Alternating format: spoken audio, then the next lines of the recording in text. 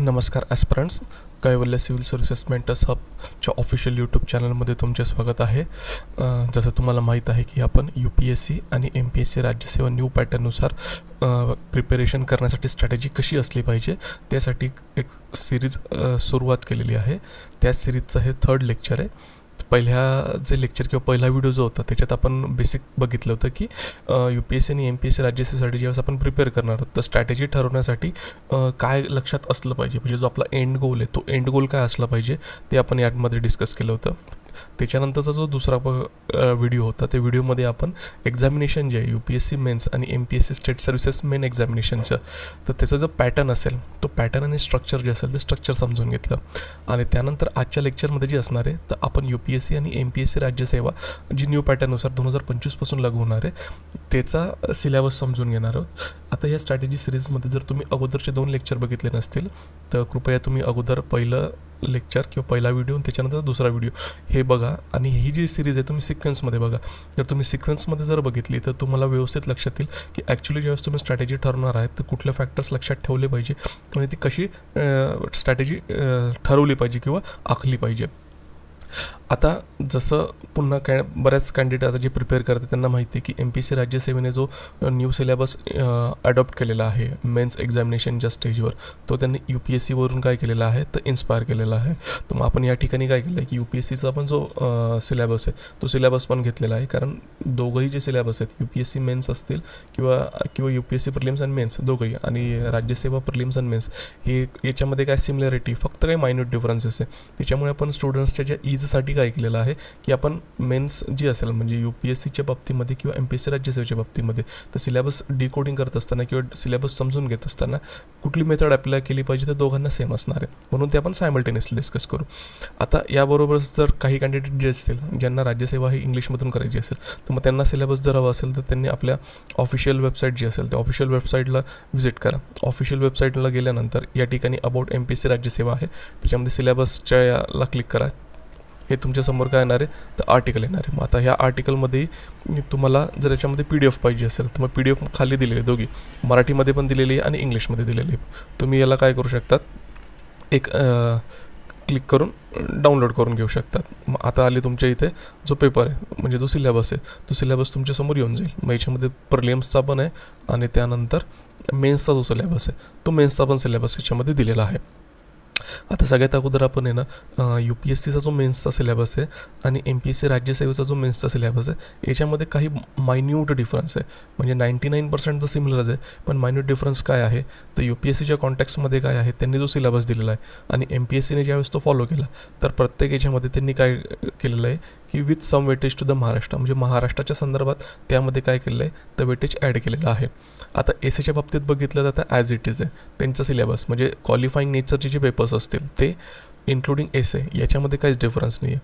मग GS1मध्ये जर बघितलं जनरल स्टडीज फर्स्ट पेपरमध्ये तर त्या सिलेबसची जी हेडिंग आहे तर हेडिंगमध्ये त्यांनी काय केलेलं आहे फक्त with some weightage to Maharashtra. बाकी जे Indian heritage and culture, history, geography of the world and society या गोष्टी सिमिलर आहे. त्यानंतर त्यांनी एक सिलेबसमध्ये ॲडिशनल पॉईंट टाकला तो म्हणजे bhakti movement and its philosophy with special reference to saint movement in Maharashtra. म्हणजे महाराष्ट्रातली जी संत परंपरा आहे तर संत परंपरेच्या संदर्भातील ज्या काही आपण काय म्हणू शकतो घटना आहे किंवा त्याच्याशी रिलेटेड जे काही क्वेश्चन्स आहेत किंवा त्यांचे तत्त्वज्ञान आहे त्या संदर्भातला क्वेश्चन जो असेल तो काय केला जाईल तर विचारला जाईल. हा GS1मधला एक ॲडिशनल पॉईंट. GS2च्या कॉन्टेक्स्टमध्ये जर बघितलं पुन्हा त्यांनी काय केलेलं आहे जी हेडिंग आहे governance, constitution, polity, social justice and international relations with some weightage to Maharashtra, म्हणजे महाराष्ट्राच्या काही वेटेजपर्यंत. आता त्यांनी याच्यामध्ये एक स्मॉल पॉईंट ॲडिशनल ॲड केलेला आहे. तो जर बघितला तर याच्यामध्ये आपल्याला लक्षात येतं की लोकल सेल्फ गव्हर्नमेंट. आता UPSCमध्ये हा पॉईंट स्पेसिफिकली मेन्शन नव्हता केलेला.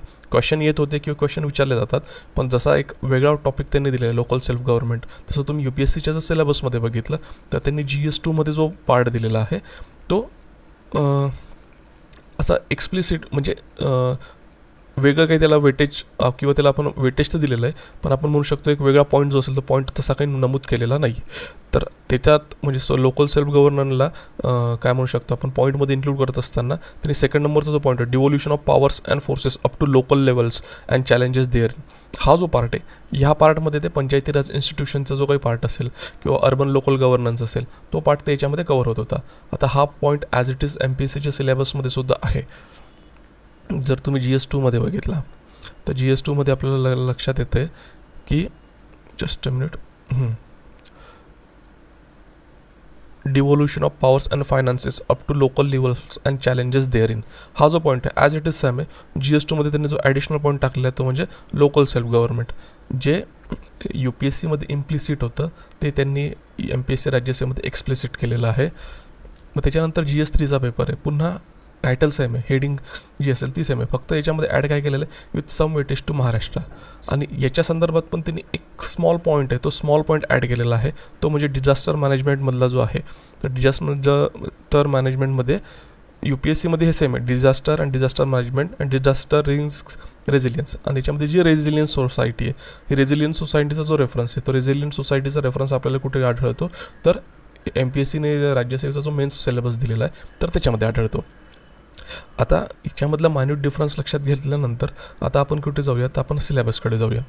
तर आजचं याच्यात प्रिलियम्सचा आहे, तो प्रिलियम्सचा सिलेबस काय करा तुम्ही रीड करा, पण दोघींमध्ये सेम आहे. आपण फक्त इथं फोकस कशावर करणार आहोत, मेन्सच्या कॉन्टॅक्ट्समध्ये फोकस करणार आहोत.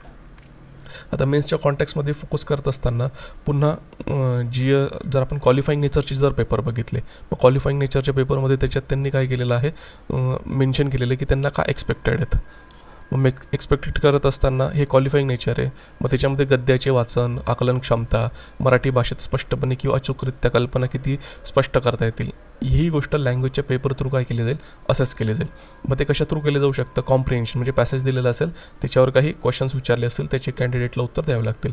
त्याच्यानंतर प्रेसे रायटिंग म्हणजे मोठा पॅसेज दिलेला असेल त्याला संक्षिप्त स्वरूपात लिहावं लागेल. शब्दसंग्रह वगैरे असेल त्याच्यामध्ये निबंध लिहावा लागेल. आणि त्याच्यानंतर मग ट्रान्सलेशन म्हणजे मराठीचा पेपर असेल तर इंग्रजीचं मराठी ट्रान्सलेशन किंवा मराठीचं इंग्रजीमध्ये ट्रान्सलेशन. आणि याच्यामध्ये काय आहे, अहर्ता स्वरूपाचं असेल म्हणजे क्वालिफाईंग नेचरचं असेल. दुसरं जर कॉन्टॅक्ट्समध्ये बघितलं तर इंग्रजी, मग इंग्रजीच्या याच्यात पण काय आहे तर सेम आहे. तर ते काय त्याच्यात काय आहे तर गद्याचे वाचन वगैरे, आकलन क्षमता आहे का नाही, कॅन्डिडेटला इंग्लिश समजते आहे का नाही, तो इंग्लिशमध्ये लिहू शकतो आहे का नाही, त्या ज्या गोष्टी आहेत. मग पुन्हा ते पण तपासत असताना काय असणार आहे, पॅसेज बेस्ड क्वेश्चन्स, त्याच्यानंतर प्रेसे रायटिंग, त्याच्यानंतर वोकॅब्युलरी वगैरे आणि त्याच्यानंतर एसे. हे गोष्टी काय आहेत याच्यावर पुन्हा या क्वालिफाईंग नेचरच्या आहेत. आता जर एसेमध्ये आलं तर एसेमध्ये मग UPSCमध्ये असेल किंवा MPSCमध्ये असेल तर दोघांमध्ये त्यांनी मेन्शन केलेलं आहे की उमेदवारांना काय करावं लागू शकतं की वेगवेगळ्या विषयांवर निबंध लिहावा लागू शकतो. आता त्याच्यात त्यांनी मेन्शन नाही केलं की किती निबंध लिहावे लागू शकतात, काय लागू शकतात. UPSCचा जर पॅटर्न आपण बघितला तर त्याच्यामध्ये आपल्याला असं लक्षात येतं की 250 मार्कांसाठी ते काय करतात, 2 सेक्शन देतात, सेक्शन A, सेक्शन B. आणि एका सेक्शनमध्ये 4 टॉपिक्स असतात आणि दुसऱ्या सेक्शनमध्ये 4 टॉपिक्स असतात. आणि कॅन्डिडेटला दोघंही सेक्शनमधून कुठला तरी मिनिमम एक जो एसे असेल तो लिहावा लागतो. म्हणजे त्यांना 2 एसे लिहावे लागतात आणि ते प्रत्येक एक एसे किती मार्काला कॅरी होतो तर 125 मार्क्सला. तर मग आता याच्यात त्यांनी एक्सपेक्टेड काय केलेलं आहे की कॅन्डिडेट जो निबंध लिहिणार आहे तर त्याची मांडणी त्याने कसं केली पाहिजे तर सुसंगत करायला पाहिजे. त्याच्यानंतर त्याच्या ज्या कल्पना असतील किंवा संकल्पना असतील त्यांची मांडणी ही क्रमवारी असली पाहिजे. आणि त्याच्यानंतर कॅन्डिडेटला जे लिहायचं आहे ते संक्षिप्त स्वरूपात लिहिलं पाहिजे. आता याच्यामध्ये मग स्ट्रक्चरिंग आली व्यवस्थित, त्याच्यानंतर जो फ्लो असेल किंवा तुमच्या ज्या इम्पॉर्टंट आयडियाज आहेत त्या पहिल्या आल्या पाहिजे, त्याच्यानंतर कमी प्रेफरन्सच्या आल्या पाहिजे. मग सगळे शेवटी काय असेल रिलेटेड पण ज्या गौण असतील तर त्या संकल्पना ज्या असतील ते शेवटी येतील. आणि लिहित असताना पण अगळपगळ न लिहिता टू द पॉईंट आणि जे विचारलेलं आहे आणि किती चांगल्या पद्धतीत तुम्ही ते एक्झामिनरला समजून देऊ शकतात त्या पद्धतीमध्ये काय आहे तर एसेचं दिलेलं आहे. आता ॲज जर एसेचा बघितला तर त्या ठिकाणी काही सिलेबस दिलेला नाही, पण तुम्ही ज्यावेळेस GSचा अभ्यास करतात त्या GSचा अभ्यास केल्यानंतर त्याच्याशी रिलेटेड टॉपिक वगैरे जे असतील ते टॉपिक एसेमध्ये येत असतात. तर आता आपण जाणार आहोत की सिलेबस अंडरस्टँड करून घेणं. आता आजच्या लेक्चरमध्ये जे असेल मी काही तुम्हाला इथे सिलेबस वाचून सांगणार नाही आहे. सिलेबस तुम्ही वाचू शकतात, त्याच्यात तुम्हाला समजू शकतं. माझं काम या ठिकाणी आहे की ज्यावेळेस तुम्हाला सिलेबस समजून घ्यायचं आहे तर सिलेबस समजून घेत असताना काय केलं पाहिजे. सगळ्यात अगोदर काय करा की सिलेबस गो थ्रू करा, पूर्ण वाचून घ्या आणि वाचत असताना शांततेत बसा. आणि त्याच्यानंतर सिलेबसचा जो एक पॉईंट आहे तो एक पॉईंट बघा. मग समजा आता या ठिकाणी आहे भारतीय वारसा आणि संस्कृती, इतिहास आणि जागतिक भूगोल, महाराष्ट्राच्या काही भारांशासह. आता याच्यामधला आहे ना एक शब्द उचला, वारसा. आता स्वतःला विचारा तुम्हाला वारसा म्हणजे समजते का. मग वारसा जरी तुम्हाला समजत असला पण तुम्हाला ते एक्सप्रेस करता येतं का. म्हणजे त्याची जी डेफिनेशन असेल ते डेफिनेशन तुम्हाला समजते का. मग संस्कृती जरी म्हटले तर मग त्याच्यामध्ये तुम्हाला त्याची डेफिनेशन समजते का. आता संस्कृतीमध्ये कुठले पार्ट येतील हे तुम्हाला कदाचित समजत असेल, वारसामध्ये कुठले पार्ट येत असेल ते तुम्हाला समजत असेल, पण महत्त्वाचं काय त्याची जी स्टँडर्ड डेफिनेशन आहे किंवा स्टँडर्ड कॉन्सेप्ट तो तुम्हाला माहीत आहे का. बहुतांश कॅन्डिडेटला काय असणार आहे, 1-2 गोष्टी म्हणजे सिलेबसमधले 1-2 पॉईंट्स असतील त्याच्या संदर्भातल्या गोष्टी माहीत असतील, पण बहुतांश स्वरूपातल्या ज्या गोष्टी असतील त्याचे संबंध त्यांना काय असणार आहे माहीत नसणार. म्हणजे माहिती जरी असली तरी ते एक्सप्रेस करू शकत नसतील. तर मग या ठिकाणी महत्त्वाचं काय आहे की ज्यावेळेस आपल्याला सिलेबसचा प्रत्येक जो पॉईंट किंवा शब्द दिलेला आहे ना, तो सिलेबसचा प्रत्येक शब्द आपल्याला काय करायचा आहे, समजून घ्यायचा आहे. मग आता याच्या मागचं कारण काय की हे प्रत्येक पॉईंट समजून का घेणे गरजेचं आहे. कारण एकदा जर सिलेबस तुम्ही व्यवस्थित समजून घेतला, त्याच्यानंतर आपण प्रिव्हियस इयर क्वेश्चन पेपर बघू, त्याच्यामधले जे पॉईंट्स आहेत ते समजून घेतले, त्यानंतर ज्यावेळेस तुम्ही बेसिक रेफरन्स मटेरियल वाचणार आहेत ना, मग त्यामध्ये प्रत्येक पॉईंटशी रिलेटेड जे डायमेन्शन्स आहेत ते बुकमध्ये कसे दिलेले आहेत आणि ते कुठले किती महत्त्वाचे आहे हे तुम्हाला त्या डेफिनेशनवरून किंवा त्या कॉन्सेप्टवरून कळेल. हा पहिला पार्ट. दुसरा पार्ट, प्रत्येक टॉपिकचे म्हणजे हे जे कीवर्ड्स म्हणू शकतो आपण सिलेबसमधले त्याची डेफिनेशन जर तुमच्याकडे असेल ना, ज्यावेळेस तुम्ही क्वेश्चन समजून घेतात ना आणि क्वेश्चन जर हा ओपन एंडेड आला, तर हा ओपन एंडेड क्वेश्चन आलेला असला ना तर त्याच्यामध्ये किती डायमेन्शन्स इन्क्लूड करायचे त्यासाठी तुम्हाला काय असेल, याचे जे डायमेन्शन्स आहे म्हणजे जो फ्रेमवर्क आहे, म्हणजे वारसामध्ये किती गोष्ट इन्क्लूड होतात किंवा संस्कृतीमध्ये किती गोष्टी इन्क्लूड होतात किंवा इतिहासमध्ये किती गोष्ट इन्क्लूड होतात त्याचं तुम्हाला समजायला लागते. हा झाला सेकंड पॉईंट. थर्ड पॉईंट, एसेमध्ये बऱ्याचदा काय येतात, जो एसेचा टॉपिक दिलेला असतो ना, तो एसेचा टॉपिक देत असताना जेवढे सिलेबसमधले हे जे टर्मिनॉलॉजीज आहेत त्या टर्मिनॉलॉजीज रिलेटेड गोष्टी काय असतात एसेच्या टॉपिकमध्ये असतात. मग एसेच्या टॉपिकमध्ये ज्यावेळेस तुम्ही एसे लिहितात त्यावेळेस तुम्हाला एसेला फोल्ड करावे लागते, म्हणजे एसेला काही पार्टमध्ये डिवाईड करावं लागतात, वेगवेगळ्या डायमेन्शन्सने तुम्हाला त्याला बघावे लागतात. पण ज्यावेळेस तुम्ही त्याला वेगवेगळ्या डायमेन्शन्सने बघता तर त्यामध्ये तुम्हाला काही डायमेन्शन्स ॲड करावे लागतात, म्हणजे कॉन्टेंट त्याच्यात तुम्हाला ॲड करावा लागतो.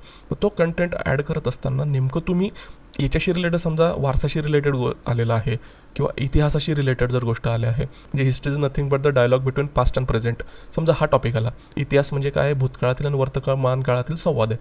मग आता नेमकं ह्या टॉपिकमध्ये जर आला तर तुम्हाला इतिहास म्हणजे काय हे समजलं पाहिजे. तुम्हाला माहिती आहे इतिहास म्हणजे काय की भूतकाळात घडलेल्या ज्या घटना आहेत त्या, पण ज्यावेळेस तुम्हाला एसे लिहायचा आहे आणि एसेमध्ये तुम्हाला एक्सप्रेस व्हायचं आहे त्यावेळेस महत्त्वाचं काय आहे, याचा जो स्टँडर्ड कॉन्सेप्ट आहे तो स्टँडर्ड कॉन्सेप्ट तुम्हाला माहीत असला पाहिजे. मग ह्या गोष्टी जर तुम्ही केलेल्या असल्या ना याचा तुम्हाला फायदा होईल. ही थर्ड ॲस्पेक्ट झाली. फोर्थ ॲस्पेक्ट, ज्यावेळेस तुम्ही करंट अफेअर्स रीड करतायत, न्यूजपेपर रीड करतायत, कुठले मॅगझिन रीड करतायत, ते करत असताना तो प्रत्येक कंटेंट जो असेल हा तुम्हाला वेगवेगळ्या अँगलने बघायचा आहे. म्हणजे एकच पॉईंट तुम्ही 4 पेपरमध्ये कसा यूज करू शकतात हे तुम्हाला समजून घ्यायचं आहे. जर तुम्हाला सिलेबसमधल्या प्रत्येक पॉईंटची जर ओळख असेल, त्याचा कॉन्सेप्ट माहीत असेल, त्याचे डेफिनेशन्स माहीत असतील, तर तुम्हाला काय होतं की तुम्ही जे कंटेंट वाचतायत ना ते प्रोसेसिंग करायला पण इझी होते आणि ते तुम्ही कुठे यूज करू शकतात हे थिंक करायला पण इझी होते. म्हणून सिलेबसचा जो प्रत्येक पॉईंट आहे किंवा टॉपिक आहे हा तुम्हाला समजून घेणे फार महत्त्वाचं आहे. आणि हे करत असताना सगळ्यात शेवटीच म्हणजे की तुम्हाला जर एखादं सिलेबसचं फ्रेमवर्क कळलं तर तुम्हाला काय वाचायचं आणि काय नाही वाचायचं हे सुद्धा कळायला सुरुवात होते. मग आता एवढं झाल्यानंतर महत्त्वाचं की मग आता सिलेबसची फोड असेल ती कशी करायची किंवा कशी बघायची, त्यासाठी मी तुम्हाला एक स्टँडर्ड मेथड सांगतो. ते स्टँडर्ड मेथड तुम्ही काय करायची तर अप्लाय करायची. आता याच्यासाठी आपण आहे ना हे इंग्लिशचा जो सिलेबस आहे ना तो इंग्लिशच्या सिलेबसवर जाऊ. हां, आपला जो इंग्लिशचा आहे GS तर त्याच्यावर येऊ. ते का ते तुम्हाला पुढे सांगतो. आता हा जो सिलेबस आहे कन्सिडर केला तर UPSCवाले जे कॅन्डिडेट्स आहेत तर ते UPSCवाल्यांचा प्रत्येक सिलेबसचा पॉईंट याच्यामध्ये इन्क्लूड होतो आहे. त्याच्यामुळे आपण UPSCचा जो सिलेबस आहे तर प्रत्येकाला त्याला व्हिजिट नाही करणार आहोत. जे UPSC स्पेशली करणार आहेत ते इथून डाउनलोड करू शकतात, कारण की हा जो सिलेबस आहे तो MPSCने ॲज इट इज घेतलेला आहे. म्हणजे MPSCच्या सिलेबसमध्ये काही ॲडिशनल पॉईंट आहेत, ठीक आहे. पण म्हणजे MPSCचा सिलेबस जसे जर पॉईंट बघितले तर त्याच्यामध्ये UPSCचे सगळे पॉईंट जे असतात ते इन्क्लूड होतात. आता आपण काय करणार आहोत, सगळ्यात महत्त्वाचं म्हणजे एक तर तुम्ही मायक्रोसॉफ्ट डॉकचं जे असणार आहे ते घ्या किंवा गुगल डॉक असेल तर गुगल डॉक घ्या. तर आपण काय करणार आहोत की सिलेबसचा जो प्रत्येक पॉईंट आहे ना त्या प्रत्येक पॉईंटला गुगल करणार आहोत. आणि मराठीत जर केलं तर मराठीमध्ये काही शब्दांचे जे अर्थ हे सापडतात, पण इंग्लिशमध्ये जर आपण सर्च केलं तर इंग्लिशमध्ये आपल्याला चांगली स्टँडर्ड डेफिनेशन जी आहे किंवा चांगले स्टँडर्ड कॉन्सेप्ट आहे ते समजते. आता काही जणांचा असा पेच होऊ शकतो की सर आम्ही तर मराठीतून प्रिपेअर करतोय तर मग आमचं कसं, तर नो इश्यू. आपण काय करणार आहोत गुगल ट्रान्सलेटरचा उपयोग करणार आहोत. म्हणजे इंग्लिशमध्ये जे कंटेंट मिळणार आहे त्याला काय करू आपण गुगल ट्रान्सलेटला टाकू आणि गुगल ट्रान्सलेटला टाकल्यानंतर त्याला काय करणार आहे आपण आपल्या डॉकमध्ये घेऊन घेऊ.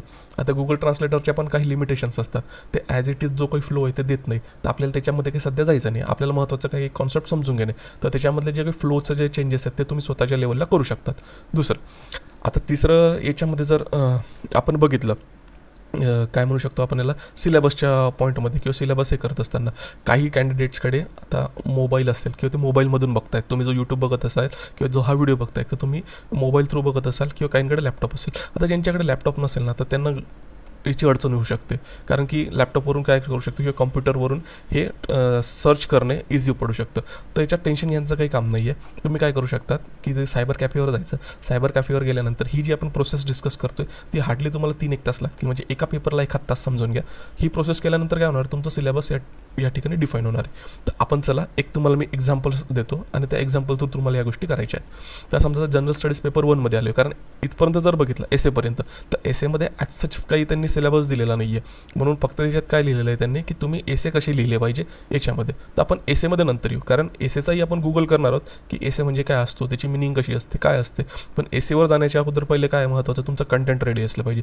जर तुमचे हे जे कंटेंट रेडी असले 4 पेपरचे तर तुम्हाला एसेचा टॉपिक समजून घेण्यात आणि एसेचे डायमेन्शन क्रिएट करण्यामध्ये मदत होते. त्याच्यामुळे आपण जे स्टार्टिंग करत आहोत तर GS1 पासून करत आहोत. तर एसेचा आपण सगळ्यात नंतर बघूया, म्हणजे येणाऱ्या व्हिडिओजमध्ये बघूया. तर आता पहिल्या पॉईंटमध्ये जर बघितलं तर याच्यामध्ये दिलेलं Indian heritage and culture, history and geography of the world and society with the some weightage to Maharashtra. आता इंडिया आणि महाराष्ट्र आपल्याला माहिती आहे. जरी तुम्हाला वाटलं की नाही मला इंडियाबद्दल माहीत करून घ्यायचं तर इंडियाचा जो वर्डिंग घ्यायचा आणि गुगल करायचं. तर आपण सुरुवात करूया समजा हेरिटेज. म्हणजे हेरिटेज म्हणजे काय, हेरिटेजला काय करा, कॉपी करा. कॉपी केल्यानंतर गुगलवर जा. गुगलला गेल्यानंतर त्या ठिकाणी त्याला पेस्ट करा. हा झाला पेस्ट. पेस्ट केल्यानंतर एंटर करा. आता एंटर झाल्यानंतर या ठिकाणी तुम्हाला पहिल्याच याच्यामध्ये येऊन जाईल की हेरिटेजची जी मिनिंग आहे, मग मराठीमध्ये पण येते आणि इंग्लिशमध्ये पण येते. तर traditions and qualities and culture of country that have existed for a long time and that have a great importance for the country. म्हणजे आणि मराठीत पण त्याचं ट्रान्सलेशन दिलं, दीर्घकाळापासून टिकून असलेली आणि मौलिक समजली जाणारी अशी एखाद्या देशाची संस्कृती, परंपरा, गुणविशेष वगैरे, राष्ट्राचा वारसा, ठेवा, वतन. आता हे झालं हेरिटेजचा कॉन्सेप्ट. मग आता हा काय करायचा, ह्या हेरिटेजचा कॉन्सेप्ट जो असेल तो आता तुम्ही याच्यात खाली पण बघू शकतात. तर पीपल ऑल्सो आस्क, याच्यामध्ये गुगलमध्ये काही क्वेश्चन्स विचारले जातात. तर समजा तुम्हाला ही इन्फॉर्मेशन नाही समजलेली आहे किंवा तुम्हाला असं वाटतं की आपल्याला याच्यामध्ये स्टँडर्ड डेफिनेशन असली पाहिजे, तर मग याच्यामध्ये तुम्ही बघा की कुठे काही मिळतं आहे का. आता इथं बघितलं युनेस्कोची डेफिनेशन दिली.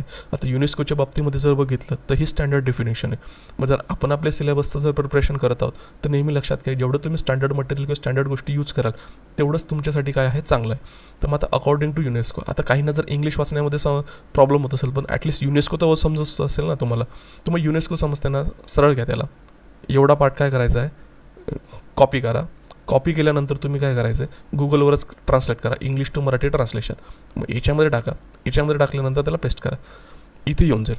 मग युनेस्कोच्या मते हेरिटेज म्हणजे काय आहे, वारसा हा आपल्या भूतकाळातील वारसा आहे, म्हणजे जी लेगसी असेल तो जी भूतकाळापासून चालत आलेली, आज आपण काय जगतो आणि भविष्यातील पिढ्यांना काय देतो.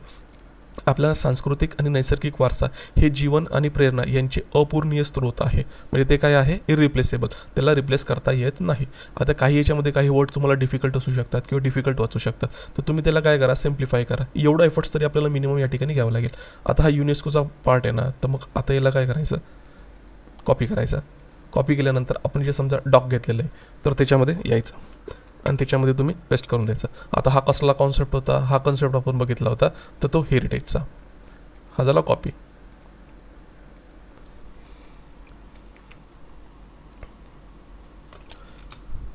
ठीक आहे. मग आता हेरिटेजचा याच्यानंतर झाल्यानंतर पुन्हा आपल्याला कशामध्ये यायचं आहे, पहिल्या लेअरमध्ये कल्चर. मग पुढचा पार्ट येतो आपल्याला या ठिकाणी कल्चर. मग पुन्हा तिथे जायचं, सेम प्रोसेस,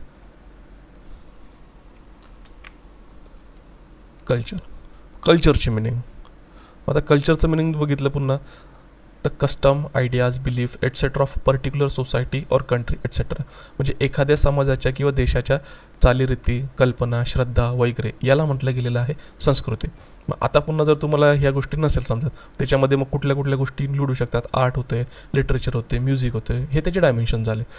मग आता याच्यामध्ये पीपल असो आस्कमध्ये जा, त्याच्यामध्ये आहे पुन्हा की कल्चरची डेफिनेशन.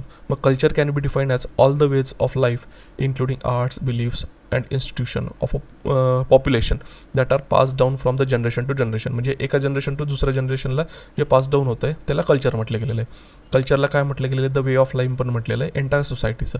मग त्याच्यामध्ये काय काय इन्क्लूड होऊ शकतो, codes of manners, dress, language, religion, ritual, art etcetera. तर मग आता कल्चरचं डेफिनेशनमध्ये काय, समजा तुम्हाला ही उचलायचं आहे कल्चरचा आस्पेक्ट, नो प्रॉब्लेम. मग आता याच्यामध्ये तुम्ही काय करू शकतात, कल्चर आपला जो पुढचा डॉक आहे तर डॉकमध्ये जा. डॉकमध्ये गेल्यानंतर पुन्हा याला काय करा, कल्चरची जी डेफिनेशन आहे तर ती त्याच्यामध्ये लिहा. म्हणजे वारसा, त्यालाच आपण मराठीमध्ये काय म्हटलं गेलेलं आहे, समजा वारसा.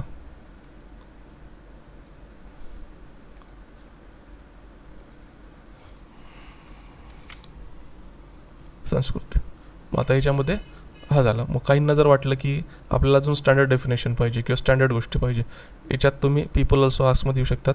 Culture can be defined as copy. याच्यामध्ये तुम्ही गेले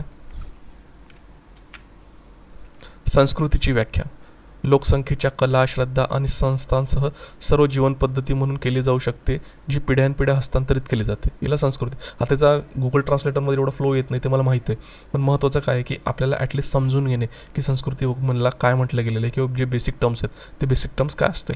तर हे वाचून तुम्ही याचा जो फ्लो आहे तो फ्लो तुमच्या शब्दामध्ये काय करू शकतात, लिहू शकतात.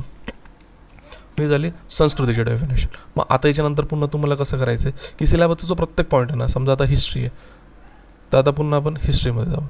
हिस्ट्रीमध्ये गेल्यानंतर पुन्हा तुम्हाला काय करायचं आहे, याला गुगल करायचं आहे हिस्ट्री म्हणजे काय. मग आता what is the simplest definition of history. मग history is the study of change over the time and it covers all aspects of human society, political, social, economic, scientific, technological, medical, cultural, intellectual, religious and military developments of all parts of the history. मग आता तुम्ही हे झालं history. मग पुन्हा history making वगैरे तुम्हाला जसं वाटतं की जोपर्यंत तुम्ही सॅटिस्फाय होत नाही तोपर्यंत तुम्ही काय करू शकतात, ते हिस्ट्रीचं म्हणजे त्या जी टर्मिनॉलॉजी असेल त्याला फक्त गुगल करायची आणि त्याला काय करायचं आपल्याला गुगल ट्रान्सलेटरमध्ये टाकायचं आहे. म्हणजे इतिहास हा काळानुरूप बदलाचा अभ्यास आहे आणि त्यात मानवी समाजाच्या सर्व पैलूंचा समावेश होतो. मग तो राजकीय असेल, सामाजिक असेल, आर्थिक असेल, वैज्ञानिक, तांत्रिक, वैद्यकीय, सांस्कृतिक या इत्यादी गोष्टींचा. याला पुन्हा काय करायचं आहे, तुम्हाला कॉपी करायचं आहे, तुमच्या मेन डॉकमध्ये जायचं आहे, हे मेन डॉकमध्ये त्याच्यात टाकायचं आहे. आता ही जी प्रोसेस आहे ही प्रोसेस तुम्हाला कंटिन्यू प्रत्येक वर्डसाठी करायची आहे. आता हे करत असताना तुम्हाला कंबरसम होईल.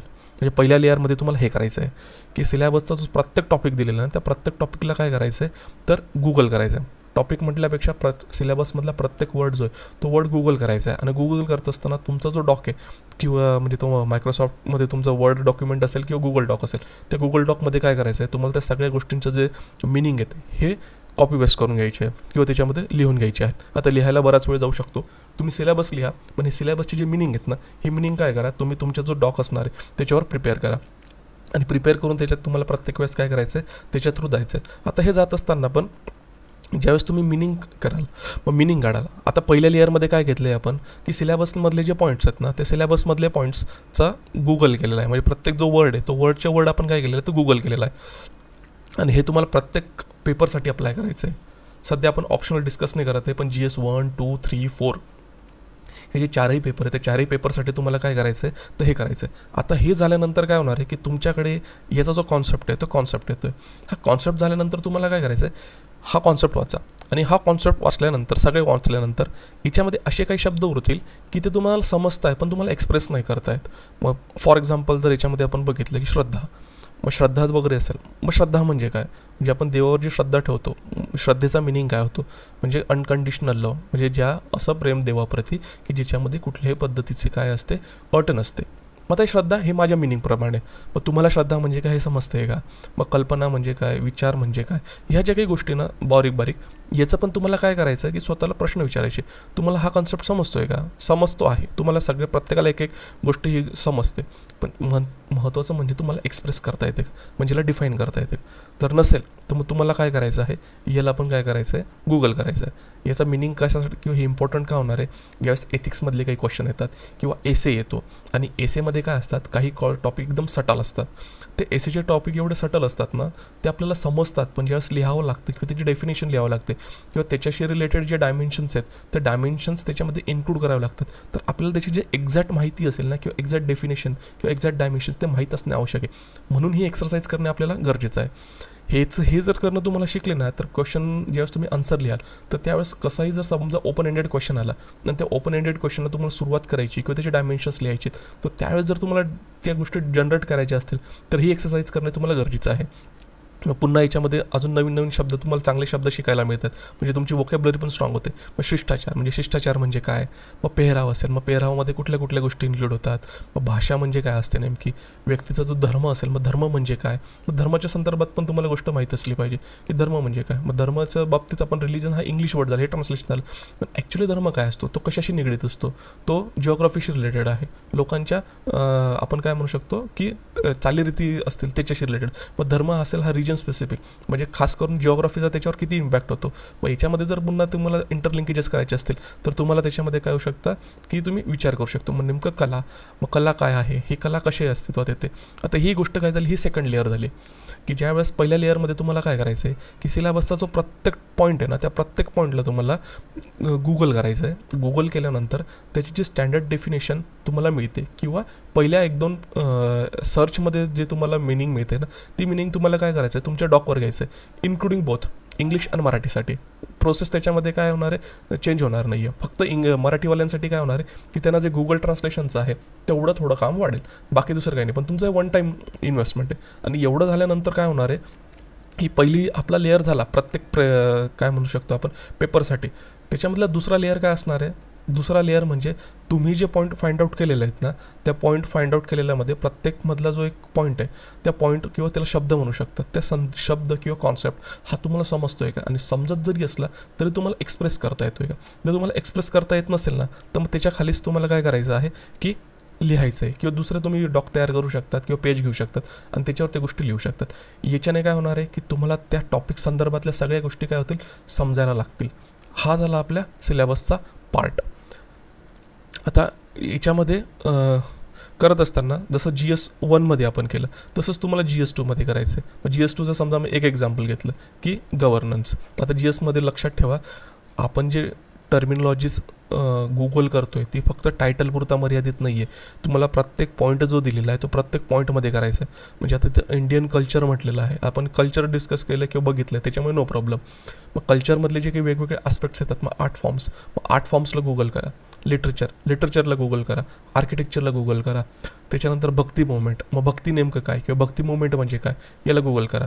किंवा मुवमेंट हा शब्द आहे तर ह्या मुवमेंट शब्दाला गुगल करा, कारण मग याच्यामध्ये पुन्हा काय ना जसं फ्रीडम मुवमेंट असते, ठीक आहे. मग ही जी मुवमेंट आहे वुमन्स मुवमेंट आहे, मग ही मुवमेंटचा मिनिंग काय होतं की मुवमेंट म्हणजे नेमकी काय असते ते तुम्हाला समजलं पाहिजे. मग फिलॉसॉफी म्हणजे तत्त्वज्ञान म्हणजे काय असते हे करा. त्याच्यानंतर मॉडर्न इंडियन हिस्ट्री, जसं आपण हिस्ट्रीचा कॉन्सेप्ट बघितलेला आहे, मग नेमकं मॉडर्न इंडियन हिस्ट्री जेव्हा आपण मॉडर्न बघणार आहोत किंवा मॉडर्न इंडिया बघतो मग नेमकं त्याला मॉडर्न हिस्ट्री कुठल्या बेसिसवर म्हणतात, ह्या गोष्टी बेसिक तुम्हाला समजल्या पाहिजे किंवा लक्षात आल्या पाहिजे. मग आता याच्यामध्ये बेसिक गोष्ट म्हणजे 18th सेंचुरी. आता 18th सेंचुरी जर बघितलं तर 18th सेंचुरी लक्षात घ्या. मग आता याच्यामध्ये बेसिक कन्सेप्ट समजून घ्यायचं काय आहे, जसं आपण 18th सेंचुरी जर डिस्कस करतो ना तर त्याच्यामुळे फक्त 1800 ज्यावेळेस हा आकडा येतो त्यावेळेसच 18 म्हणजे 18 नंबर येत असतो. म्हणजे पूर्ण त्याचं काय 1701 पासून की आपण 1800पर्यंत ही जे इयर असतं ते 18th सेंचुरीमध्ये येतं. मग तेही आपल्याला लक्षात आलं पाहिजे की 18th सेंचुरीमध्ये 1700 जो 17 नंबरचा आकडा असेल म्हणजे 1700 पासून ते 1800पर्यंत. 19व्या शतकामध्ये असेल तर 1801 पासून तर आपण म्हणू शकतो की 1900पर्यंत ही जी सेंचुरी ती सेंचुरी कव्हर होते. ही बेसिक इन्फॉर्मेशन हे तुम्हाला समजली पाहिजे. त्याच्यानंतर फ्रीडम स्ट्रगल, मग नेमकं फ्रीडम स्ट्रगल काय आहे, ठीक आहे ते. त्याच्यानंतर आपण याच्यामध्ये बघू शकतो reorganisation within the country, Google करून बघा की नेमकं तुम्हाला काय समजते. त्याच्यानंतर जर बघितलं 18th सेंचुरी सचेच इंडस्ट्रियल रिव्होल्यूशन. मग इंडस्ट्रियल रिव्होल्यूशन म्हणजे काय होतं, रिव्होल्यूशन म्हणजे काय होतं, रिव्होल्यूशन म्हणजे काय की change within the small time. मग हे काय झालं, रिव्होल्यूशनचा कॉन्सेप्ट झाला. जर समजा आता इंडस्ट्रियल रिव्होल्यूशनवर जर तुम्हाला क्वेश्चन विचारला मग त्याच्यामध्ये जर क्वेश्चन झाला की इंडस्ट्रियल रिव्होल्यूशन खरंच रिव्होल्यूशन होतं का इव्होल्यूशन होतं. आता हे क्वेश्चन समजून घेण्यासाठी पहिले तुम्हाला रिव्होल्यूशनचा मिनिंग माहीत असणे आवश्यक आहे. ते बघा वर्ल्ड वॉर्स. मग आता वर्ल्ड वॉर्स कुठले आहेत, 2 वर्ल्ड वॉर्स झालेले आहे, मग त्यांना टोटल वॉर्स पण म्हटलं गेलेलं आहे. म्हणजे जेव्हा तुम्ही सिलेबसला डिकोड कराल किंवा त्याला गुगल कराल, त्याच्या संदर्भातले जे कीवर्ड्स आहे किंवा की कॉन्सेप्ट्स आहे हे तुम्हाला समजायला लागतील. पुन्हा सिमिलरली मग याच्यामध्ये काही फिलॉसॉफीज दिलं आहे, मग कम्युनिझम असेल, कॅपिटलिझम असेल, सोशलिझम असेल, यांना गुगल करा. आणि गुगल केल्यानंतर ते काय करा, तुमच्या डॉकमध्ये लिहून घ्या किंवा त्याच्यामध्ये कॉपी पेस्ट करा. मग त्याच्यामध्ये पुन्हा सॅलियंट फीचर्स ऑफ इंडियन सोसायटी, मग गुगल करा सोसायटी म्हणजे काय, त्याच्यानंतर इंडियन सोसायटी म्हणजे काय, पुन्हा डायव्हर्सिटी म्हणजे काय किंवा इंडियन डायव्हर्सिटी म्हणजे काय, हे तुम्हाला काय करायचं आहे, गुगल करायचं आहे. वुमन, मग वुमन काय असेल तुम्हाला माहिती आहे डेफिनेशन. मग आता याच्यामध्ये पुन्हा वुमन म्हणजे काय, गर्ल म्हणजे काय, बेबी चाइल्ड. आता हे जे वुमनचे जे लाईफ फेजेसमध्ये, तर मग त्याचं ॲडॉन्सल्ट एजमध्ये काय म्हटलं गेलेलं आहे, ओल्ड एजमध्ये काय म्हटलं गेलेलं आहे. ठीक आहे, मग सेक्स आणि जेंडर असेल, मग दोघांमधला डिफरन्स काय, हे त्याच्याशी रिलेटेड ज्या संकल्पना आहे ह्या तुम्हाला काय करायच्या आहेत, गुगल करून घ्यायच्या आहेत. त्याच्यानंतर पॉप्युलेशन अँड असोसिएटेड इश्यूज, नेमकं पॉप्युलेशन म्हणजे काय, म्हणजे मग पॉप्युलेशन सेम स्पेसिस असली पाहिजे, मग त्याचं जे कॅल्क्युलेशन असलं त्याला पॉप्युलेशन म्हटलं गेलेलं आहे. जेव्हा तुम्ही एन्व्हायरमेंट वगैरे शिकतात तर त्याच्यामध्ये ही कॉन्सेप्ट येते, पॉप्युलेशन वगैरे काय असते किंवा पॉप्युलेशन कशाला म्हटलं जातं. मग पुन्हा पॉवर्टी अँड डेव्हलपमेंटल इश्यूज, मग पॉवर्टी म्हणजे काय, गरिबी काय असते, डेव्हलपमेंट म्हणजे काय असते, हे काय केलं पाहिजे तुम्हाला समजलं पाहिजे किंवा एक्सप्रेस करता आलं पाहिजे. अर्बनायझेशन काय, तुम्ही ज्यावेळेस तुम्ही अर्बनायझेशन कराल गुगल, मग त्याच्यामध्ये बऱ्याचशा डेफिनेशन येतील. म्हणजे शहरीकरण म्हणजे गावाकडून जे शहराकडे जातात लोकांना त्याला पण अर्बनायझेशन म्हटलं जातं. किंवा ज्या ॲडमिनिस्ट्रेटिव्ह डेफिनेशन असते ती ॲडमिनिस्ट्रेटिव्ह डेफिनेशन वेगळी असते. काही वेळेस इकॉनॉमिकल कॉन्टेक्स्टमध्ये काय केलं जातं, अर्बनायझेशनला डिफाईन केलं जातं. या कॉन्सेप्ट तुम्हाला कधी कळतील, ज्यावेळेस तुम्ही काय करणार आहे त्याला गुगल करणार आहे. मग effects of globalisation on Indian society, म्हणजे ग्लोबलायझेशन म्हणजे काय याचा स्टँडर्ड कॉन्सेप्ट आपल्याला माहीत असला पाहिजे. मग इथं काही कॉन्सेप्ट दिले, सोशल एम्पॉवरमेंट असेल, कम्युनलिझम असेल, रिजनलिझम असेल, सेक्युलरिझम असेल ते. मग silent features of world physical geography, हे जिओग्राफी म्हणजे काय हे पण गुगल करा. NCERTमध्ये याच्या डेफिनेशन्स वगैरे दिलेले असतात, मग तुम्हाला लक्षात येईल जिओग्राफीचा मिनिंग काय होतो, बेसिक मिनिंग. मग आता याच्यामध्ये की natural resources across the world, मग की नॅचरल रिसोर्सेस काय आहे, तुम्ही जर गुगल केल्यानंतर तुम्हाला काही गोष्टी लक्षात येऊन जातील त्यात ज्यांचं इम्पॉर्टन्स डे टू डे लाईफमध्ये जास्त आहे किंवा त्यांचं स्ट्रॅटेजिक इम्पॉर्टन्स आहे त्याला की रिसोर्सेस म्हटलं जायचं. मग त्याच्यामुळे तुम्ही फोकस करत असताना त्यावर फोकस कराल. मग आता लोकेशन ऑफ प्रायमरी, सेकंडरी आणि टर्शरी सेक्टर इंडस्ट्रीज, मग प्रायमरी सेक्टर इंडस्ट्रीज काय असतात, सेकंडरी सेक्टर इंडस्ट्रीज काय असतात, टर्शरी सेक्टर इंडस्ट्रीज काय असतात, हे तुम्हाला गुगल करायचं आहे. आणि हे तीन चार ओळीमध्ये काय करायचं आहे तिथेच तुम्हाला कॉपी पेस्ट करून लिहून घ्यायचं आहे. मग इम्पॉर्टंट जिओफिजिकल फिनॉमिना, मग जिओफिजिकल फिनॉमिना काय आहे, जिओफिजिकल फिनॉमिनाचे काही एक्झाम्पल दिले पण पुढे एटसेट्रा लावले. हा जो एटसेट्रा आहे ना, एटसेट्रा समजून घेण्यासाठी तुम्हाला पहिले याचा कॉन्सेप्ट समजून घेणे आवश्यक आहे.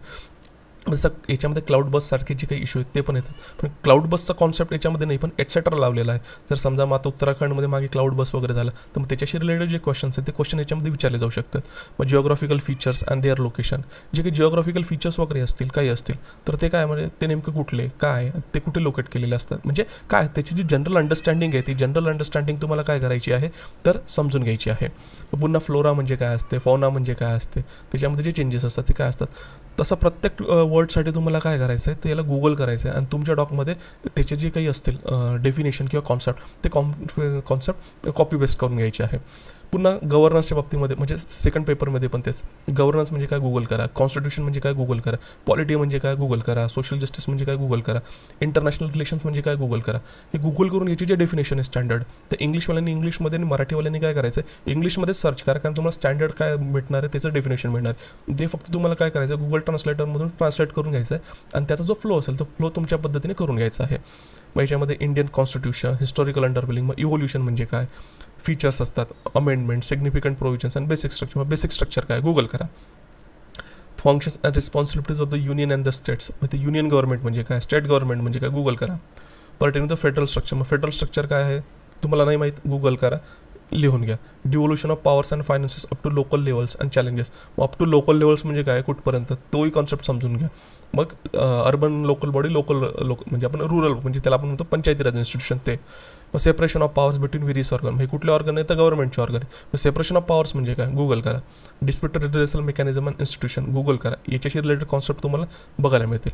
Comparison of the Indian constitution scheme with other countries, म्हणजे इंडियाचं जे कॉन्स्टिट्यूशन आहे त्याच्यासोबत अदर कंट्रीचं जे कॉन्स्टिट्यूशन आहे किंवा त्याचे प्रोव्हिजन्स आहे त्याचं कंपॅरिझन.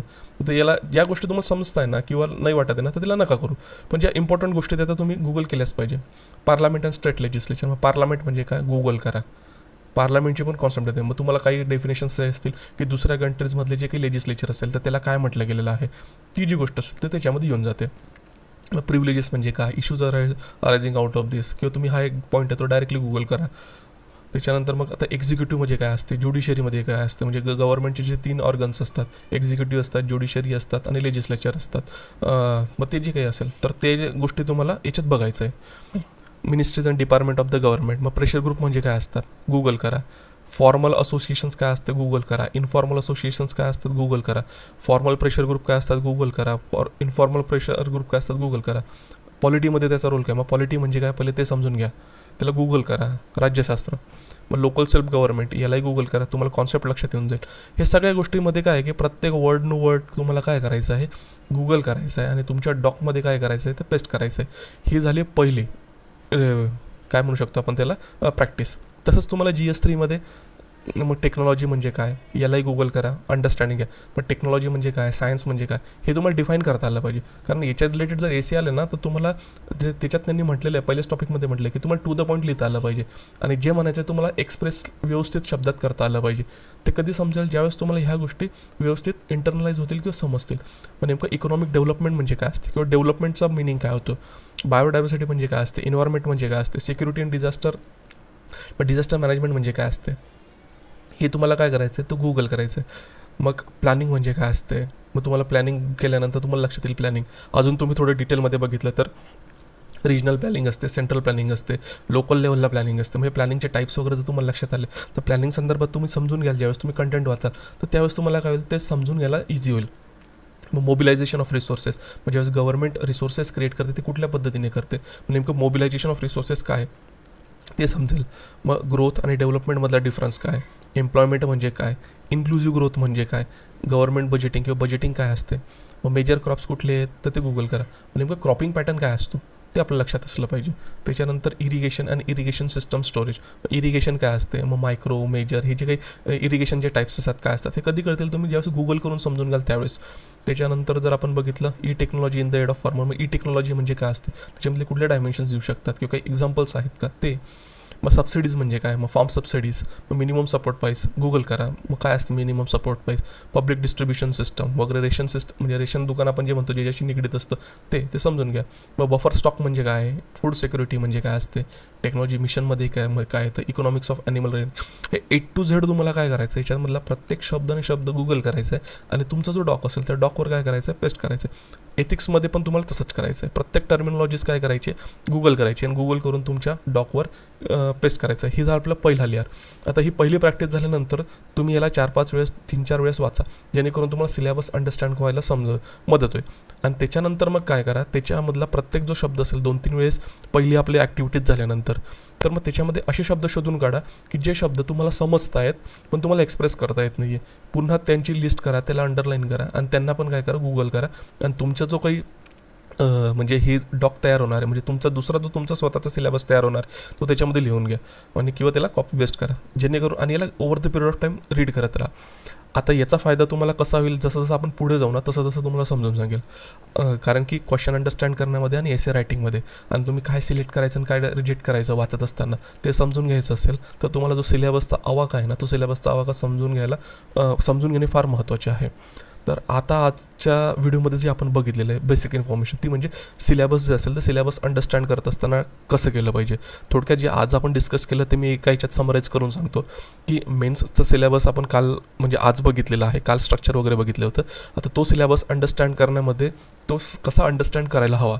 आता हे जर तुमच्यासमोर ही PDF दिली, हेच मी तुम्हाला वाचून सांगणे मला काही पटत नाही किंवा तुम्ही हे वाचू शकतात, समजू शकते, पण याच्यात तुम्हाला समजून काय घ्यायचं आहे किंवा तुम्हाला अजून याला डीप लेअरमध्ये जर समजून घ्यायचं असेल सिलेबसला तर तो कसं केला पाहिजे. तर त्याच्यात आपण काय डिसाईड केलं किंवा काय ठरवलं की सिलेबसचा प्रत्येक वर्ड काय करणार आहे आपण गुगल करणार आहोत आणि गुगल करत असताना इंग्लिशचे वर्ड घ्या. इंग्लिशचे वर्ड याच्यासाठी की इंग्लिशमधले जे डेफिनेशन दे त्या स्टँडर्ड आहेत आणि त्या चांगल्या जे म्हणजे इंटरनॅशनल इन्स्टिट्यूशन्स वगैरे असतील, समजा युनेस्को असेल, वर्ल्ड हेल्थ ऑर्गनायझेशन्स असतील, वर्ल्ड बँक्स असतील, यासारख्या जे काही ऑर्गनायझेशन्स आहे यासारख्या ऑर्गनायझेशने स्टँडर्ड डेफिनेशन्स काही टर्म्सच्या दिलेल्या असतात. मग त्याच्यामुळे काय होतं, जर आपण त्याच टर्मिनॉलॉजी समजून घेतल्या ना तर आपलं जे आन्सर किंवा आपण जे लिहितो ना ते जास्त इफेक्टिव्ह होतं. आणि मग मराठीमधून जे प्रिपेअर करतात मग त्यांना डिफिकल्टी होऊ शकते, तर नो प्रॉब्लेम. फक्त तुम्हाला काय करायचं आहे, इंग्लिशमध्ये सर्च करायचं आणि इंग्लिशमध्ये सर्च केल्यानंतर तो जो कॉन्सेप्ट येतो कॉन्सेप्ट तुम्हाला जो गुगल ट्रान्सलेटर आहे ते गुगल ट्रान्सलेटरच्या मिनिंगने काय करायचं किंवा हेल्पने त्याला मराठीमध्ये ट्रान्सलेट करून घ्यायचं आहे. आणि तो ट्रान्सलेट केलेला जो मिनिंग असणार आहे तो मिनिंग तुमच्या जो डॉक असेल मग तो गुगल डॉक असेल किंवा तुमचा वर्ड डॉक असेल त्याच्यामध्ये पेस्ट करायचं आहे. आता ही झाले प्रत्येक पेपरसाठी आपल्याला करायचं आहे, म्हणजे GS1 पासून GS4 पर्यंत. याच्यात आपण ऑप्शनल डिस्कस नाही केलेला आहे. आणि त्याच्यानंतर जो एसे असेल तो एसेचा आपण नंतर बघूया, म्हणजे येणारे व्हिडिओज जे असतील पुढचे त्याच्यामध्ये. ही पहिले झाल्यानंतर तुम्ही 2-3 वेळेस वाचून घ्या, म्हणजे तुम्हाला लक्षात येऊन जाईल सिलेबसचा हवा का. ते झाल्यानंतर ज्या काही आपण टर्मिनॉलॉजीज फाइंड आउट केल्या आहेत ना त्याच्यामध्ये असे काही शब्द म्हणजे टर्मिनॉलॉजीज असतील किंवा कॉन्सेप्ट्स असतील ज्या तुम्हाला समजत आहेत किंवा नाही समजत आहे, किंवा समजत जरी असल्या तरी ते तुम्हाला एक्सप्रेस नाही करत आहेत. तर मग दुसऱ्या लेअरमध्ये काय करायचं आहे, त्यांची पण मिनिंग जी असेल ना त्यांची मिनिंग गुगल करायचं आहे आणि तुमचा जो डॉक असेल तर दुसऱ्या डॉकमध्ये त्याला काय करायचं पेस्ट करायचं आहे आणि ते पण तुम्हाला काय करायचं तर वारंवार करायचं. हा second layer of the syllabus decoding होऊन जाते. म्हणजे जर लेअर सेकंडपर्यंत जर गेला किंवा त्याच्याशी रिलेटेड जे टर्मिनॉलॉजीज जर आल्या तर तुम्हाला लिहित असताना कशा गोष्टी किंवा कोणत्या गोष्टी लिहिल्या पाहिजे ते तुम्हाला समजेल. आय होप आज जे आपण डिस्कस केलेलं आहे ते तुम्हाला समजलं असेल. तर आजचा व्हिडिओ तुम्हाला कसा वाटला ते तुमच्या कमेंट्सद्वारे आम्हाला समजू द्या. तुम्हाला अजून तुमच्या अभ्यासामध्ये ज्या काही अडचणी येत असतील तर त्यामध्ये अडचणींवर मात करण्यासाठी आम्ही तुम्हाला कसं मदत करू शकतो तेही तुम्ही आम्हाला कळवा. त्यानंतर तुमच्याकडे जर अजून काही सजेशन्स असतील म्हणजे आमचा व्हिडिओ तुम्हाला समजतो आहे का नाही तेही आमच्यापर्यंत समजू द्या. आणि ह्या जे स्ट्रॅटेजीज व्हिडिओज आहेत हे स्ट्रॅटेजी व्हिडिओ तुमच्या मॅक्सिमम लोकांपर्यंत म्हणजे मॅक्सिमम जे फ्रेंड्स असतील त्यांच्यापर्यंत पोचवा. आणि व्हिडिओ बघितल्याबद्दल धन्यवाद. आणि UPSCच्या आणि MPSC राज्यसेवा न्यू पॅटर्ननुसार अभ्यास करण्यासाठी आणि नवीन स्ट्रॅटेजीज किंवा नवीन गोष्टी समजून घेण्यासाठी आमच्या यूट्यूब चॅनलला सबस्क्राईब करा, टेलिग्राम चॅनललाही सबस्क्राईब करा, आमच्या ऑफिशियल वेबसाईटला रेग्युलरली व्हिजिट देत चला. थँक्यू. लवकरच भेटूया.